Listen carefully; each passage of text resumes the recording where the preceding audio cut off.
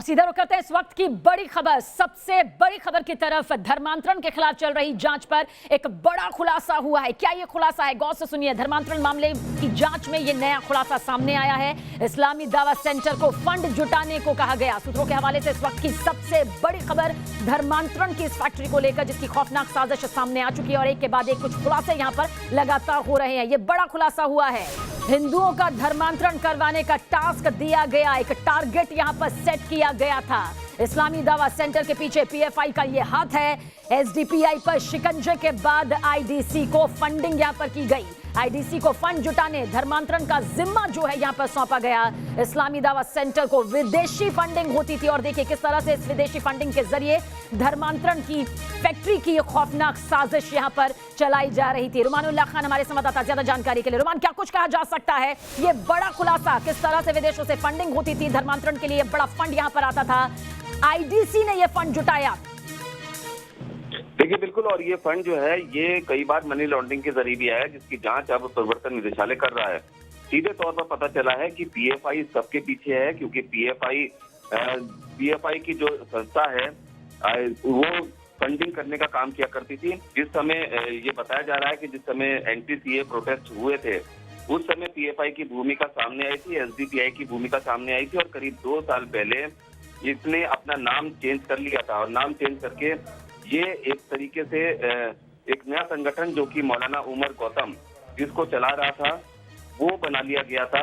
और ये इस्लामिक दावा सेंटर ये 2 साल पहले एसडीपीआई की जगह पर खड़ा किया गया था। और इसमें जो लगातार फंडिंग आई थी, उसमें बताया जा रहा है कि कई चैरिटेबल ट्रस्ट इसमें शामिल हैं और कई संस्थान शामिल हैं, जिनके जरिए लगातार फंडिंग आ रही थी। और इसमें सबसे महत्वपूर्ण बात ये एजेंसीज को पता चली है कि इनका टारगेट था कम से कम 1 साल के अंदर 300 हिंदुओं को मुस्लिम में कन्वर्ट करना, और उसी हिसाब से फंड इनके पास आया करता था। तो देखिए किस तरह से बड़ा टारगेट यहां पर सेट किया गया था, किस तरह से धर्म के नाम पर धर्म की ये पूरी काली फैक्ट्री चलाई जा रही थी। शुक्रिया जानकारी के लिए आपका, रुमान।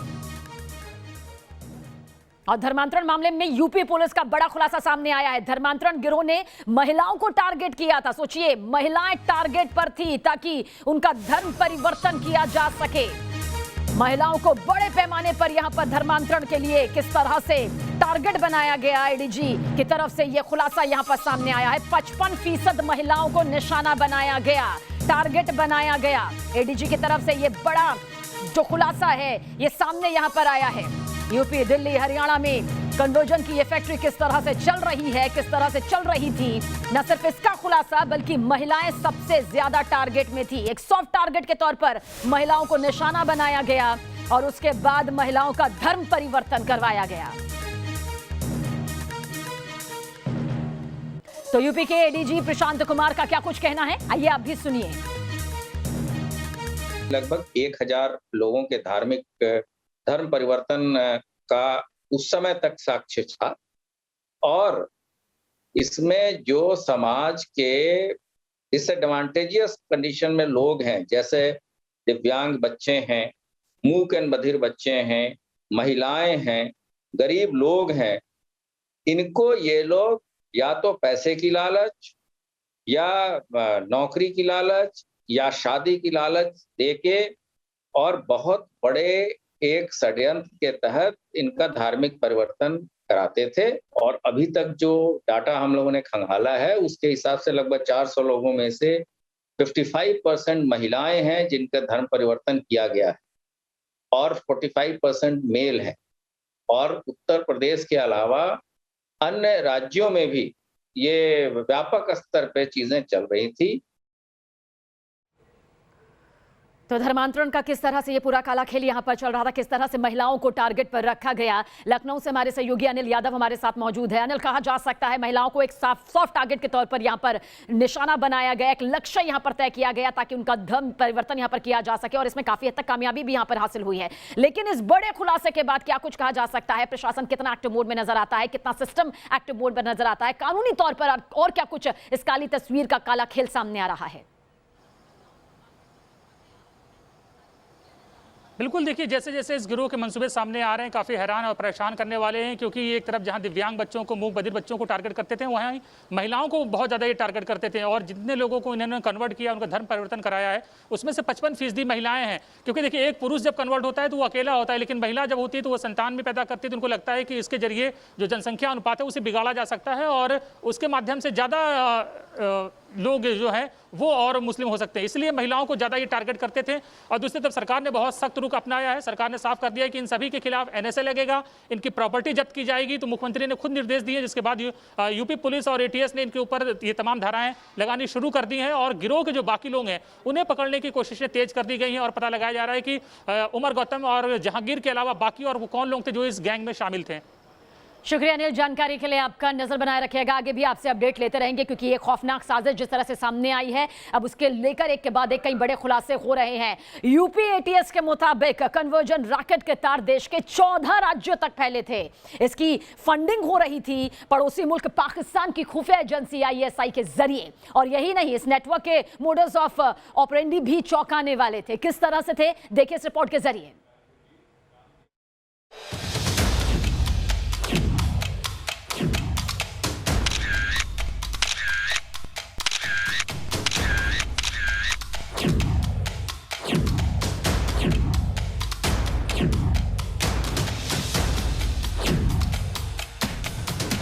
अल्हम्दुलिल्लाह मैंने खुद उनसे कहा कि I want to become a Muslim, मैं मुस्लिम बनना चाहता हूँ। तो अल्लाह तबारक ताला ने मुझे इस्लाम की दौलत दी और मैंने अपना नाम श्याम प्रताप सिंह गौतम से मोहम्मद उमर रखा। हज़ारों नहीं, लाखों नहीं, करोड़ों लोगों तक ये पैगाम पहुँचेगा और लोग जहन्नम की आग से बचकर जन्नत में जाने वाले बन जाएंगे। लेकिन ये कब होगा? जब हम उसके लिए मेहनत करेंगे, कोशिश करेंगे, तन मन धन से उस मिशन में, उस काम में लगेंगे।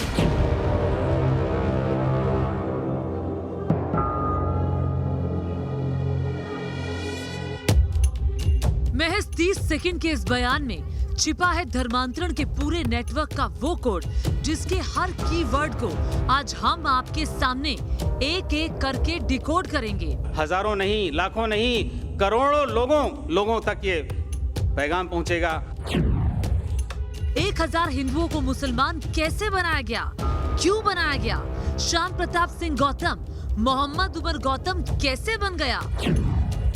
किसने इसे हिंदू से मुसलमान बनाया, क्यों बनाया, मंसूबा क्या था? इसके पीछे का ये कीवर्ड समझिए। श्याम प्रताप सिंह गौतम मुसलमान बनना चाहता था। मुसलमान बनने के बाद उसे इनाम की दौलत मिली।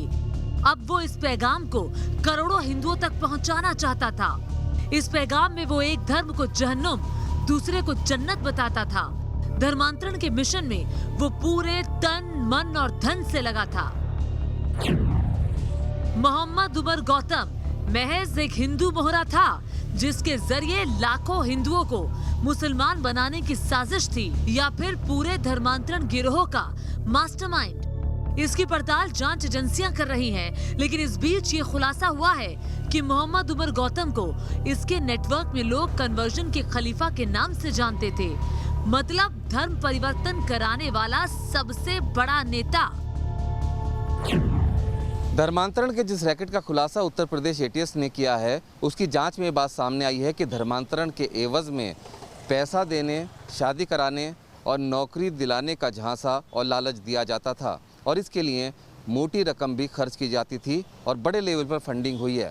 और अब इसकी जांच प्रवर्तन निदेशालय कर सकता है, क्योंकि जांच में ये बात सामने आई है कि पाकिस्तान की खुफिया एजेंसी ISI ने इस काम के लिए बड़ी फंडिंग की है। इसके अलावा विदेशों से भी भारी मात्रा में पैसा मनी लॉन्ड्रिंग होकर भारत आया हो सकता है, और इस मामले में कई संस्थान और ट्रस्ट की भूमिका भी संदेह के घेरे में है। लाखों करोड़ों की फंडिंग के जरिए ही 2 साल के भीतर कन्वर्जन के इस कथित खलीफा ने करीब 1000 हिंदुओं को मुसलमान बना दिया, यानी हर 2 दिन में 3 हिंदू मुसलमान बन गए। ये कैसे मुमकिन हुआ? उसका मोडस ऑफ ऑपरेंडी समझिए। अब तक की जांच में पता लगा है कि धर्मांतरण के नेटवर्क की फंडिंग पाकिस्तान की ISI करती थी। इसके अलावा सूत्र AIUDF के नेता बदरुद्दीन की ओर से भी फंडिंग कनेक्शन का दावा कर रहे हैं। हरियाणा के रेवाड़ी का रहने वाला अबू बकर यदुवंशी से भी मोहम्मद उमर गौतम का कनेक्शन निकल रहा है। वही अबू बकर जिस पर मेवात में हिंदुओं को मुसलमान बनाने के आरोप लगे थे। मोडस ऑपरेंडी ये थी कि मोहम्मद उमर गौतम और उसका नेटवर्क मूक बधिरों को टारगेट करते थे। इसके अलावा मुसीबत के मारे गरीब लाचार बच्चों और युवाओं को झांसे में लेते थे। ब्रेन वॉश के लिए उमर गौतम अपने हिंदू पास्ट का सहारा लेता था। बताता था कि हिंदू से मुसलमान होना उसके लिए कितना बेहतर साबित हुआ। ब्रेन वॉश इस हद तक किया जाता था कि युवा और बच्चे कन्वर्जन के बाद किलर कट्टरपंथी बन जाएं।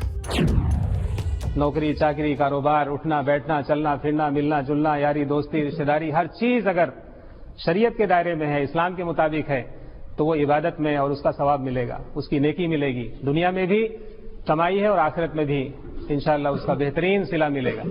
और आखिरत में तो इस ईमान के बदले में, इस इस्लाम के बदले में, इस कलमे के बदले में इतनी बड़ी दौलत मिलने वाली है कि आदमी तसव्वुर नहीं कर सकता है। मिसाल के तौर पे मैं इंडिया में रहता हूँ, दिल्ली में, वहाँ के किसी बहुत ही रिमोट एरिया में, किसी गांव में, देहात में, जिसने दिल्ली शहर भी ना देखा हो, जिसने कैपिटल जो इंडिया का है उसको भी ना देखा हो, उसने कभी सफर ना किया हो, और उसको उठा करके आप यहाँ इंग्लैंड पहुंचा दें, तो उसने कभी ख्वाब में भी नहीं सोचा होगा कि ऐसा मुल्क होगा, ऐसे सिस्टम होंगे, ऐसा कानून होगा और ऐसी सफाई सुथराई होगी और ऐसे माशाल्लाह इस तरह की मसाजिद होंगी और इस तरह साफ सुथरे लोग होंगे। उसने कभी सोचा भी नहीं था। वो चीज उसको हासिल हो जाए तो उसको कैसा महसूस होगा।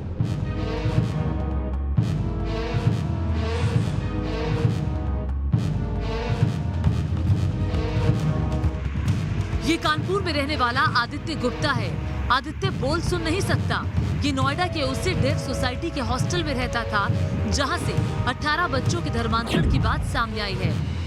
साइन लैंग्वेज में आदित्य बता रहा है कि वो भी मोहम्मद उमर गौतम के सीधे संपर्क में था। मोहम्मद उमर ने उसे आदित्य गुप्ता से अब्दुल बना दिया। यही नहीं, इस्लाम कबूल कराने के बाद 2000 रुपए में आदित्य का खतना करा दिया गया। ये आदित्य का फर्जी कन्वर्जन सर्टिफिकेट है। देखिए, इसमें कन्वर्जन से पहले इसका नाम आदित्य गुप्ता था और कन्वर्जन के बाद इसे अब्दुल कादिर बना दिया गया। तो किस तरह से ये पूरा धर्मांतरण रैकेट चल रहा था, उसकी तस्वीर हम आप तक पहुंचा रहे हैं पूरी जानकारी के साथ। और धर्मांतरण मामले में एटीएस का एक्शन सामने आया। क्या ये एक्शन है, आपको बता दें, नोएडा के मूक बधिर स्कूल के डायरेक्टर से यहां पर पूछताछ की जा रही है, क्योंकि मूक बधिर छात्रों को भी टारगेट किया गया, उनका भी धर्मांतरण यहां करवाया गया। लगातार चौथे दिन स्कूल के डायरेक्टर से पूछताछ यहां पर जारी है। नोएडा के मूक बधिर स्कूल का जिक्र कर रहे हैं, जहां की सुरक्षा बढ़ा दी गई है। महिलाओं को टारगेट पर रखा गया ताकि ज्यादा से ज्यादा महिलाएं धर्मांतरण कर सके। वहीं मूक बधिर लोगों को भी किस तरह से टारगेट पर रखा गया, किस तरह से जबरन उनका धर्म परिवर्तन करवाया गया। एक के बाद एक ये बड़े खुलासे धर्मांतरण के गेम को लेकर हो रहे हैं। हालांकि सुरक्षा बढ़ा दी गई है मूक बधिर स्कूल की, जो कि नोएडा में मौजूद है।